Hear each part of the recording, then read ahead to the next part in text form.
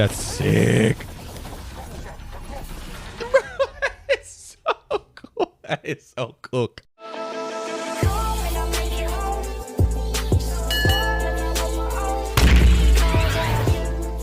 Yo, what's good? It's Mistor, and I'm telling you, BioWare just will not give me a break, y'all. They keep putting out more stuff for me to cover.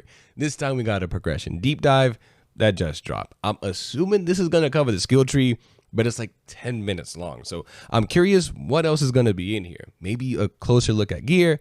I'm not sure, but I am excited to find out. As y'all already know, this is going to include my initial reaction, but also my overall thoughts and impressions. If it turns out to have commentary instead of just displaying the info like via text, then I'll be pausing the video sometimes to give my thoughts instead of just letting it play all the way through, so that way I can limit, myself talking over the commentary as much as I can. But with that being said, let's check this out. Make sure. Look at game progression in Dragon Age: The Veilguard. Got to turn my volume down. In this video, we'll cover skill progression, item progression, and companion progression. That's okay. That's the other element. Skills, items, companions. Sweet. Hell yeah, I'm down for that. My goal is to build a rogue assassin who darts around my enemies and strikes them down with poison blades. Bro, I already got a pause, bro. We 28 seconds in, bro. Okay. One thing I want to comment. This is easily the Dragon Age game that has the most of what I'm about to say. It's rare for me in a Dragon Age game to want to play a class outside of mage. No other game has made me want to play a warrior or rogue in the series as much as Veilguard. These poison coated attacks just look so cool. That looks so sick. All right, let's not try to make this an hour-long video. I'll need to invest in the right skills, okay, find and upgrade gear, and ensure my companions complement my strategy. Okay. Let's start by looking at skill progression. So this is a peek at the assassin subclass or find specialization. codex entries, explore the world, and kill enemies. You'll level up your class. Yep. Each new level grants more health and unlocks skill points. So we don't. Did Inquisition? I don't think Inquisition has stats, attributes, right? But in this game, we don't have attributes. It seems like it doesn't seem like we're putting points in our attributes. So okay. More health and unlocks skill points. The Constellation skill tree is where you spend points to unlock. It is very sphere grid-ish. It does definitely give me that vibe. A unique skill tree and can specialize in a specific. Oh wait, we don't have an. Okay, assassin isn't a specialization. Duh. Okay, so the specializations I read this a long time ago, but it's duelist, saboteur, and veil ranger. I kind of wanted to see veil ranger, but a poison themed assassin is cool too. Combat specializations unlock at level 20. Rogues can Damn. Although, okay, I think that I heard the max level was 50, but level 20, bro, I want to be a Spellblade like now. I'm not going to lie. I might. Okay, not for the first playthrough, but I want Spellblade as quick as I can get it. I'm not going to lie to y'all. Level 20. Or duelists. I'm going to build toward the duelist specialization. All right. Which emphasizes agility and poisoning enemies. Dude, look at that. Did you see all those slashes? Emphasizes agility. That looks so dope. Like, come on now. There are 4 types of skills: traits, passives, abilities, and ultimates. Traits, passive. What's the difference between a trait and a passive then? Traits are activated by button combos. The riposte trait launches a powerful counterattack after a successful parry or defend. We're approaching, I think God of War Ragnarok and God of War 2018 were on kind of a similar level with that. Like, some of your skills, yes, I remember some of your skills were based on combos, so we're approaching that level. A powerful counterattack. Hey, my Dragon Age fans that are traditionally like RPG players that haven't delved as much into action games or even like Mass Effect, ooh, might be a little rough for y'all. Trait launches a powerful counterattack after a successful parry or defend. Okay, gotcha. Hopefully they're not too complicated though. Skills that are always active. Okay. The Death's Blessing passive gives you plus 10% necrotic damage. Makes sense. Abilities are actions. Toxic dash. That is sick. With the toxic dash, that is absolutely sick. You dash toward your target to land a deadly blow, dealing necrotic damage. This also applies the Sundered status, but we'll talk more about statuses when we get to companions. And finally, ultimates. Oh, one thing I didn't comment on. I was actually wondering this. I know that when you picked your character's abilities in their loadout, the video showed, but I really like that ability. I just took a You dash really deep toward breath your just now.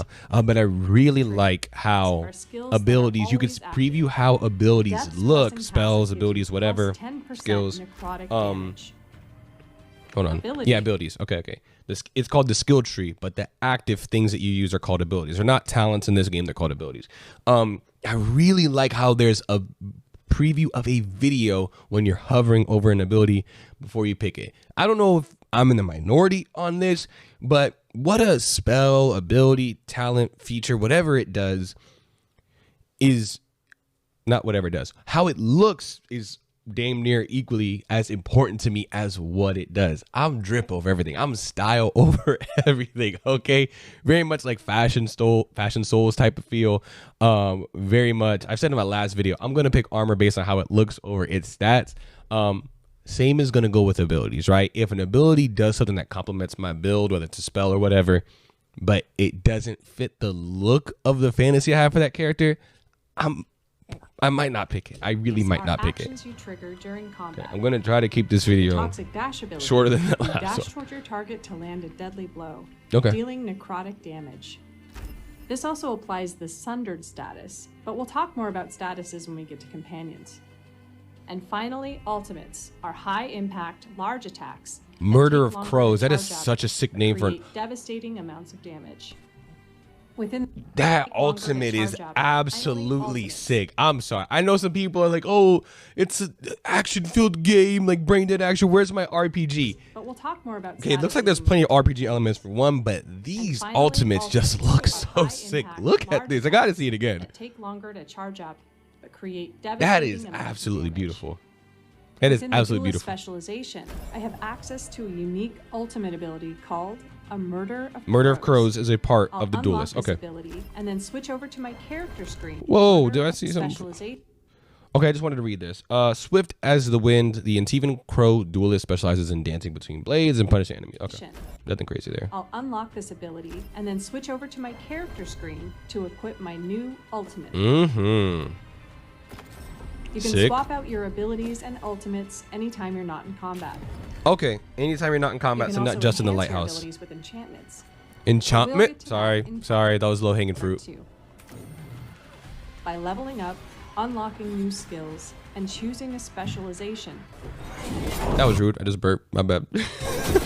But I like the enchantments of the abilities. I like that not every ability is going to function the same. But that's nothing too crazy because in the other Dragon Age games, we had different functions of abilities. Like even Inquisition, Flame Mind could be drastically changed by which, I guess you could say, version of that spell that you took, right?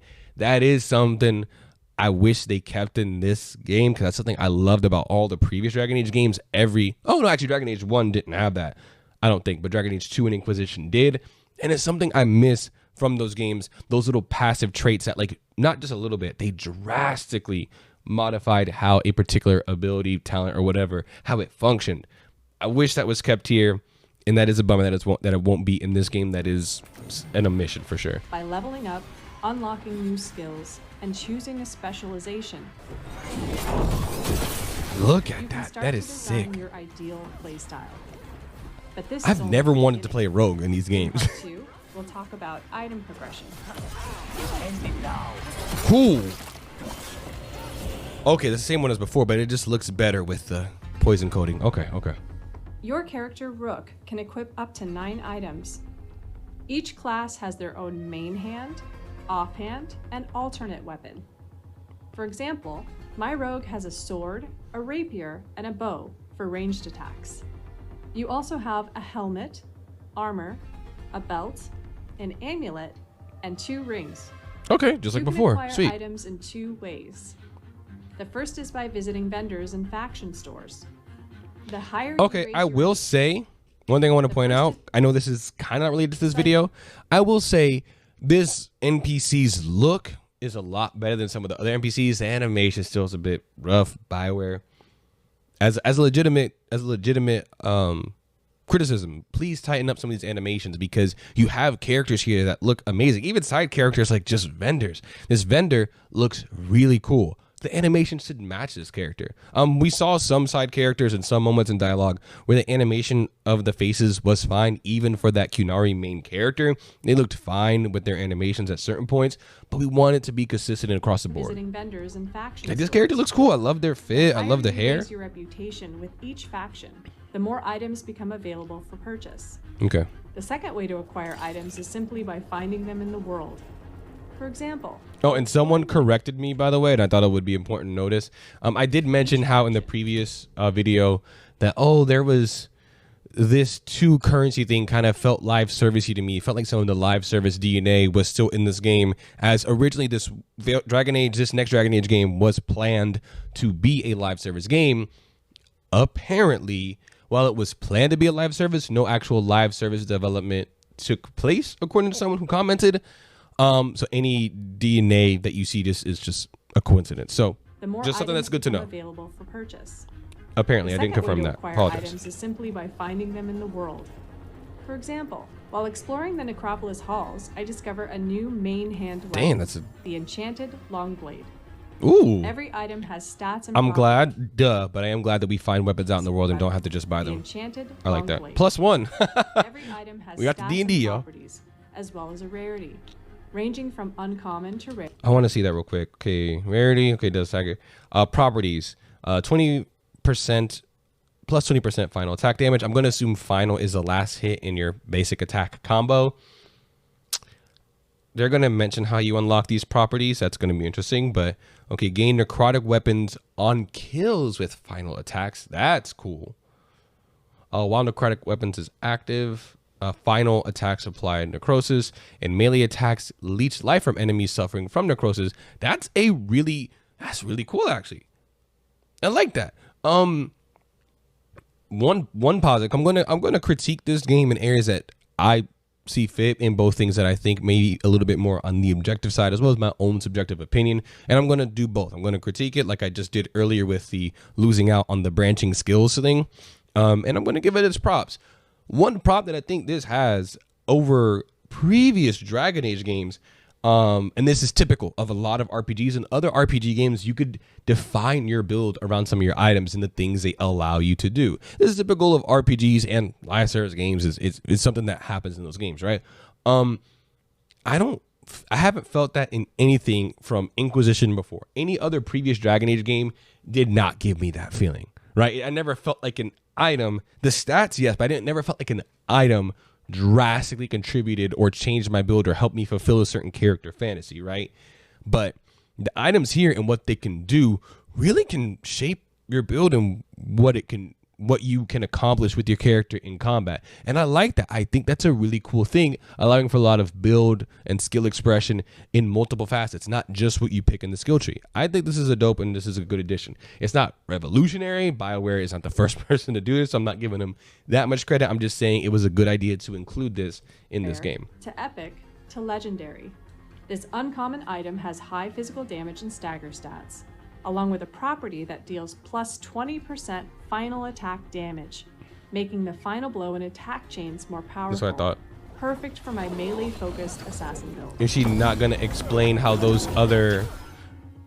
Okay, so since she didn't explain it, I'm going to assume these other traits unlock as you upgrade the weapon. It says Enchanted Longblade +1, assuming you can just upgrade it even more. That's probably what that is. Final blow and attack. Let me, hold on. Perfect for my melee focus. The disciple in Iku. The sound effects are on point too. I want to make it even better. This shot of the lighthouse is so good. The Caretaker's workshop. The Caretaker is a mysterious entity that has set up shop in your home base. Nice, we'll have shops in our home base. I go where I am needed, dweller. Sweet. Now, I am here. Here you can upgrade item stats and enchant your items. The workshop has its own rank, 0 to 10. You can increase this rank by finding caretaker mementos out in the world, or buying them at shops. It would be cool because they said, yes, I like that. I like that. Interesting plot, lore, world stuff. I love it. So in the previous gameplay preview, they explained, the caretaker is this mysterious figure, right? And you upgrade the caretaker by the caretaker's currency or whatever, and you get that currency or upgrade material by finding their mementos. And I was hoping, since the caretaker is this mysterious figure, it would be really cool if their mementos we pick up as items actually have text to them, stuff we can read about them. What are these items? What's their significance? Or just info about the caretaker as a part of finding these items. And it opens codex entries. I love that. Again, it's nothing revolutionary. We've had codex entries before. I just like how they tied some of that stuff together. That's legitimately cool. Mementos out in the world, or buying them at shops. Or you can buy them at shops. The higher the rank, the better your upgrades. Oh, weapon. When you upgrade an item, you'll spend the required resources, and that item will get a stat increase. At the same time, its level will increase by 1 until it matches your current caretaker's workshop rank. A higher rank unlocks. So maybe I was wrong. So I thought, so you see upgrades, right? Enchanted long blade +1, enchanted long blade +2, then it goes to +3. That did not unlock these abilities right here. Wondering how we do unlock them. Its level will increase by 1 until it matches your current caretaker's workshop rank. Interesting. A higher rank unlocks new enchantments. These can be applied to an item or ability, imbuing it with a unique property. For example, I can enchant my main hand weapon with plus 25% more stagger to quickly set up enemy takedowns. Okay. I'll also add an enchantment to one of my abilities, Toxic Dash, to increase its crit damage by 25%. Don't get me wrong, this is better than nothing, right? Toxic Dash. Having the and maybe I'm tripping, right? This is better than nothing, having these, and at least these are nice chunky boosts, right? It's not like, oh, plus 5% ability stagger or critical damage, right? At least it's not that. I hate when games give you an upgrade or something like that and it's oh, plus 2% it is. Like, bro, that's minimal, right? I like that, at least in favor of changing how the skills work dramatically in previous games. I like at least that these enchantments are substantial. I'll give them that.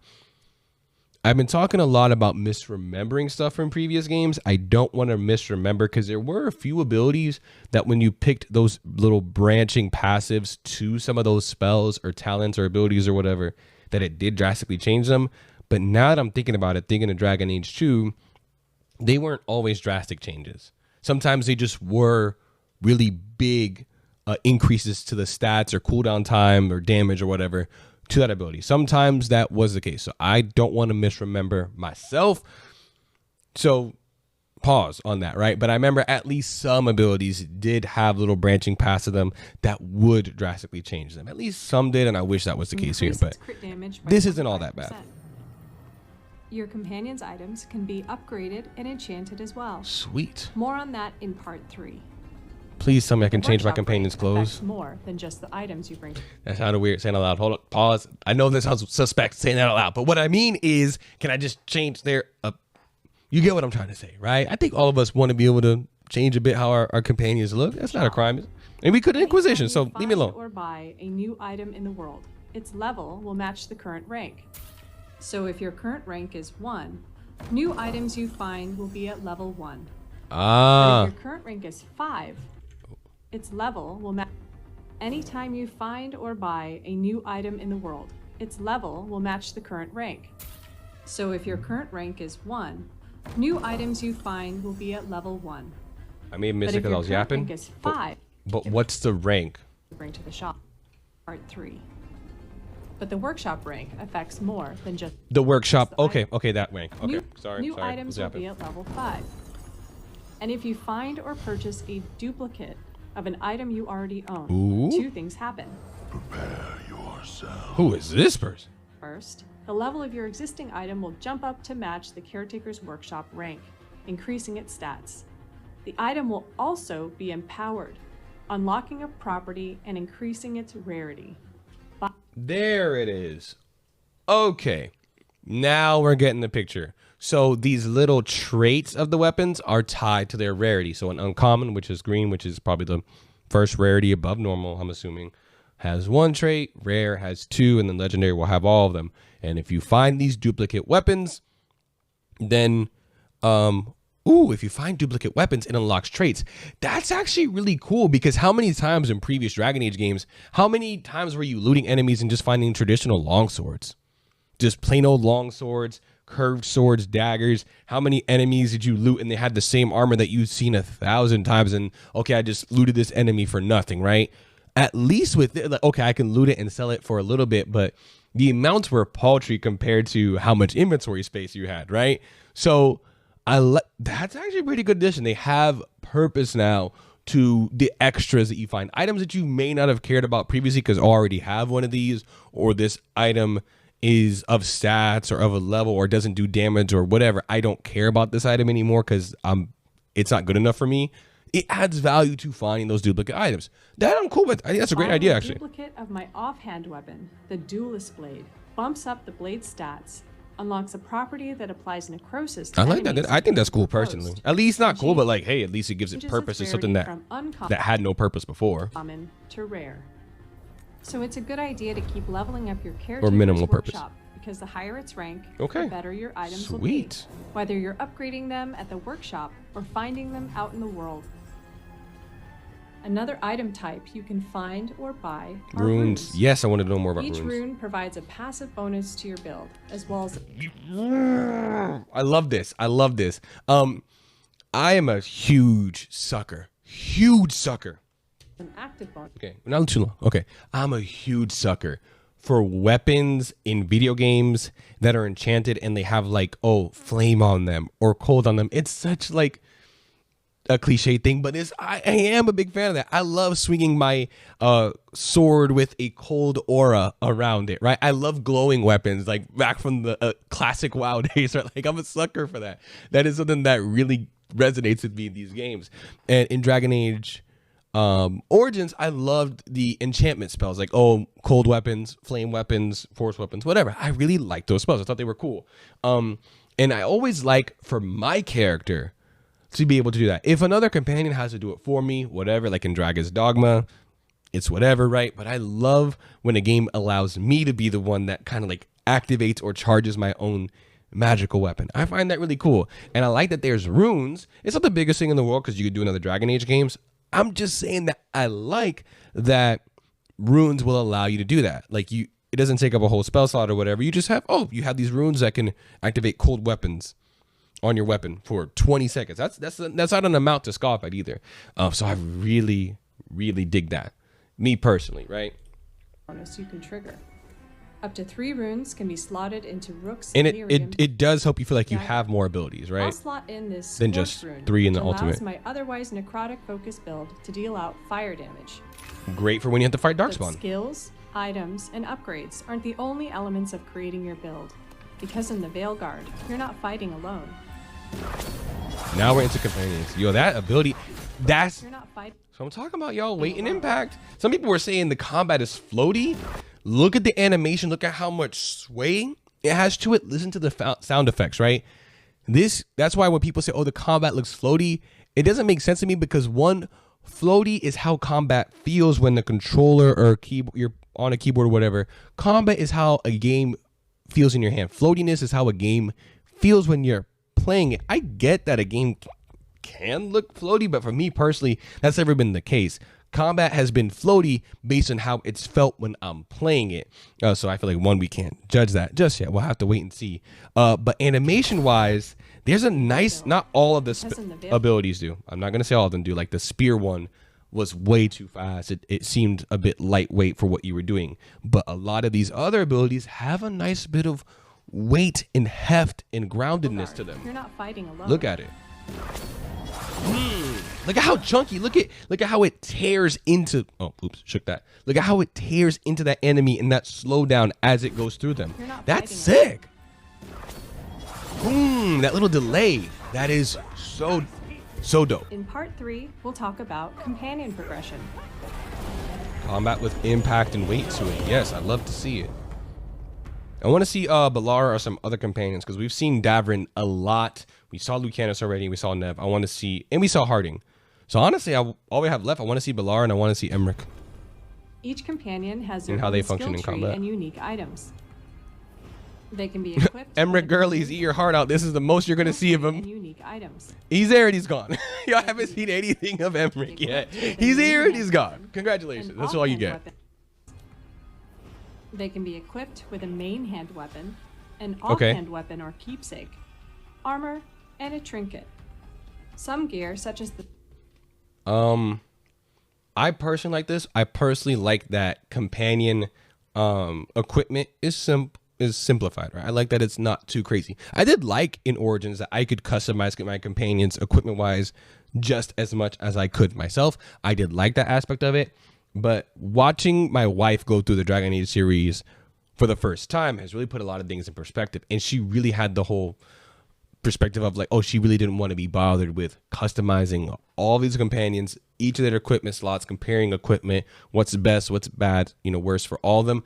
I personally like that, and I enjoyed it in Baldur's Gate 3, but I don't mind a simplified equipment system for your companions. Me personally, I don't mind it. Baldur's Gate 3 was her favorite game of all time, is her favorite game of all time as well, so it's not for lack of enjoying tactics or strategy games or combat. Can enhance my character's build. In this case, applying bleeding or necrotic damage whenever I detonate an overwhelmed target. Interesting. And at the Caretaker's Workshop, I can upgrade and enchant companion items just like Rook's gear. Let's upgrade Lucanus' Corbett Cloak to level 5, greatly increasing its bonus ability damage. Sweet. And enchant it with +1 maximum stack of necrosis. Companions also have their own. I'm liking this. These seem like substantial upgrades. When you upgrade something, I'm liking this. You can spend points to unlock skills that complement your own. Oh, this is what their skill tree. Oh, this is super sphere grid vibes. Eat your heart out, Final Fantasy X. These can serve as spend points to unlock skills that complement your own. Some abilities can serve as primers, applying status effects to enemies such as sundered, overwhelmed, or weakened. Other abilities are detonators, combining with primers to create powerful detonations on status-afflicted targets. Okay. You can swap out companion abilities anytime you're not in combat, just like Rook. They don't get ultimates. In some cases, you'll want to spec companions with abilities that can fill in for weak spots in your build. For example, if I know hold on. You're not I may not have paid just like rockets.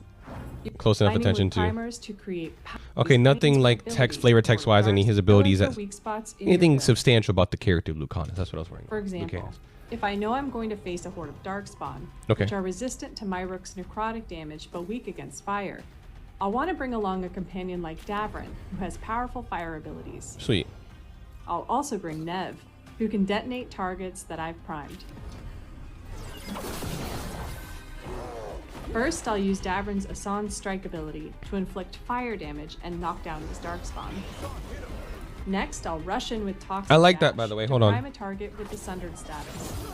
I like that, by the way. I'm hoping there's more of that. Some people had the complaint, and I think it's a valid one, of when they do an ally's ability, when they select one of the ally's abilities, that they feel like the ally that companion kind of just teleports there and uses the ability, and it all happens really fast. And while I get that from like a gameplay perspective, it would be nice to have some kind of weight to things with that regard as well. It would be cool when you select an ability, there's like a second delay, and then your ally, you don't see them basically teleport. They're rushing, they're running, and then they use it, even if there has to be some camera trickery out of your view as a player to make that happen. I would prefer that. I would like that. But at least with this Asan Strike, there was a nice little delay. To inflict fire damage and knock down his darkspawn. So you used it, and then there's a nice little delay. It's not like teleport, it happens. To prime a target but we'll with the see. Sundered status. And finally, I'll use Nev's Icebreaker ability on the Sundered enemy to detonate it. Yes, that's what I want to see. I like that little bit of delay. That little bit of delay does make a difference. I like that, me personally. In other situations, such as this, and it does feel cool. It does feel like my allies are fighting with me. I know that was their complaint as well. If it's like this almost all the time, where Davrin and like my companions are in view and I can physically see them fighting, that's how I want it to be. I like that. If that's the case. I will get that feeling like, oh, we're in this together in the thick of it of combat. In situations such as this battle against the undead, I want to max out my necrotic damage potential. I can accomplish that by bringing along Lucanus, a fellow rogue whose gear and abilities increase the amount of necrotic damage I can deal out. Interesting. And abilities increase. It's interesting. Yes. Undead have always been resistant to ice. I remember that from D Origins because I used a lot of ice abilities in that game. But it's interesting that they're vulnerable to necrotic. That's interesting. The amount of necrotic damage have they always been? Maybe I don't know. Our progression systems allow you to finely tune your skills, gear, and companions to create the perfect build. Got us in a distance.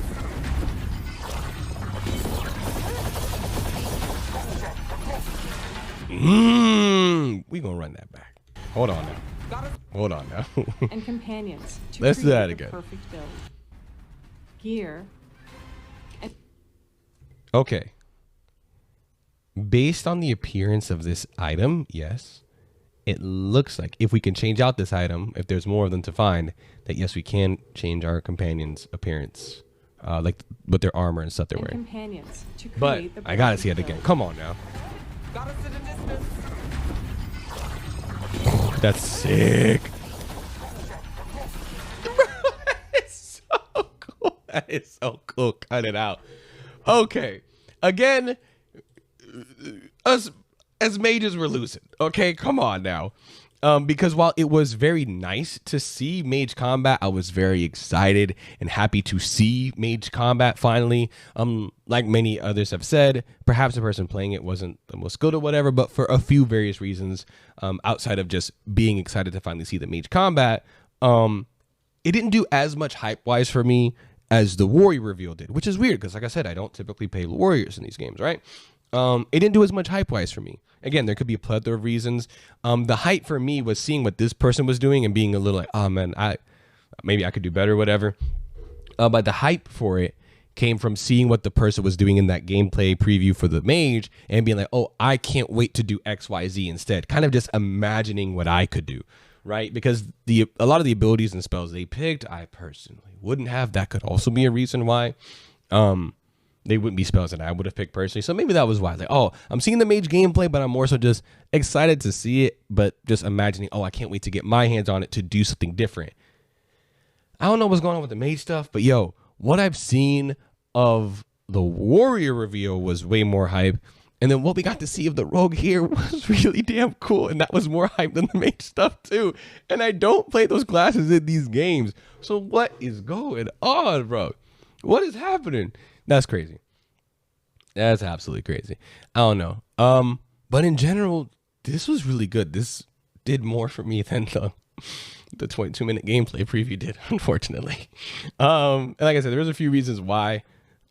I will say though, I talked some crap about that gameplay preview, but the world stuff, what they were talking about, the world, exploring the crossroads to find out and seeing Solus's memories, their description of where that mission, where its location was, right? The description of that, learning what we did about the lighthouse, the fade, all that world stuff was really dope. And that was something that was really cool about that preview as well. So don't get me wrong. The mage gameplay, even though it wasn't the most exciting for me, because of all those reasons I listed or whatever, I was so cool to see mage gameplay, and it got me really excited for me to get my mage up in there.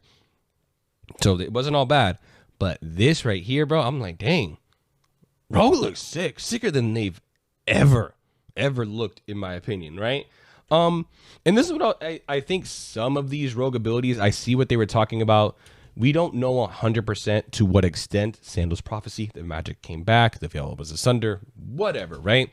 We don't know to what extent it's going to be, oh, rogues and warriors can do kind of magic-like stuff now, right? But they were saying if you want more of a mundane build, that you can do that. If you want something that isn't as flashy, you can do that. And some of the rogue skills I saw here were like that Venom dash. It's just a simple glowing weapon dash, and it doesn't look too crazy, at least compared to some of the other stuff, right? But in general, this progression preview was solid. It's funny, it was a progression preview. I didn't talk too much about progression, I guess, but what can you do? I liked the progression. No, I did. Forget y'all. I did talk a bit about the progression. I like the progression. I like that it's very sphere gritty, right? I like that there is whatchamacallit. Let me see. Yes, I like that there's traits, passives, abilities, and ultimates. I like that. I like that. And traits, what traits are going to do, I was glad that we got to see traits, because what traits are going to do is going to be another part of feeling like we aren't just stuck with 3 abilities. They're basically abilities, like the abilities you have on your heart bar for your rogue or warrior, like your weapon skills, or they're like your spells for your mages. Traits are very similar to that. They're going to potentially feel like abilities because they feel similar. They do feel similar. Like this one right here. Riposte. After successfully defending, you can now launch a powerful counterattack. It's like a counter. It's like having a counter ability on your hotbar, but it's not. It's based on button props. So that's going to help with that. I like what I saw for the skill progression. I like what I saw for the item progression, specifically that there is a purpose to picking up those duplicate items now. I like the upgrades. I like that the upgrades were chunky amounts when you make a weapon a +2 or a +3. And the companion skill tree looked even more sphere gritty, right? Some things that people may fear, let's say sphere grid-ish, because gritty is, the gritty, let's say sphere grid-ish, right? One thing that I think it might be valid and some people may be a bit turned off to is how the companion stuff it seems pretty simple, right? A lot of the companion stuff does seem pretty simplified, not just from their gear, but their skills tree progression as well. We'll have to actually get full hands on the game and see just how varied we can make a companion play across playthroughs. Like, how different is this companion going to be in terms of helping us in combat from one playthrough versus another? We're going to have to wait and see for that, but it does seem simpler, and a lot of the depth just seems to be for your character. But I reiterate again, I'm liking more of what I'm seeing in combat now, and I will now add, I'm liking more of what I'm seeing from the progression. My biggest worry was 2 party members. I've talked crap about that a lot. And, we only got 3 abilities, but some of my fears were dispelled when it was 3 abilities and an ultimate. So that's 4 technically. And then we got 3 runes. Okay, but do these runes really do a lot? Yes, those passives feel like pseudo, full-on spells or abilities themselves, right? That was a cool thing about them. So, okay, I don't necessarily feel like we're only stuck with 3 abilities entirely. And now those traits add on another aspect that feels almost pseudo ability like.